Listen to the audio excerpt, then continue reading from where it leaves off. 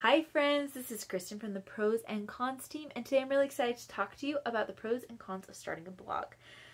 So, about 1.5 years ago, my sister reached out to me and was like, hey, would you like to do this blog with me?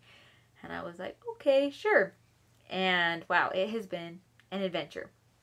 So to start off with some of the pros is it's a great way to express yourself and about things that you're really passionate about. I have loved being able to write some of the articles. Some of them I thought I would like, and then I was like, oh, this is not as fun as I was thinking. But there's like a really great satisfaction of writing an article and being like, that is a good article. I really like that article. So that is a pro. Another thing is you can make money off of a blog. It is a lot of work to get to that point. However, it is possible, and it's a stay-at-home job. So I mainly work on the blog when it is her nap time or when I get a spare moment at the end of the day. But 90% of the time, my little girl is asleep when I'm working on the blog, 95%.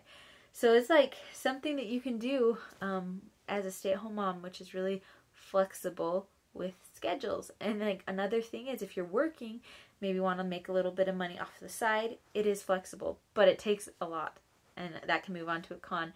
Another pro is a really good learning experience. I would have given up a long time ago had I not had my sister with me.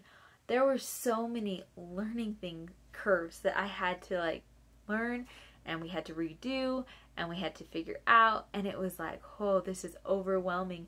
And then it was like, got to the point where it's like, what do we focus on? Like, what's the most important thing to focus on? Because it's just so overwhelming at times, especially right at the first, because you're just pumping out article after article after article, and then you're like, oh, those articles weren't as good. Like your first articles are really rough because you're still learning, still trying to figure it out. And then like getting page views and all that stuff, it is like a big learning curve. So that is a con, but it can also, it's a really good pro. Like I love being able to still learn after college. Okay, so some of the cons are it takes a lot of time.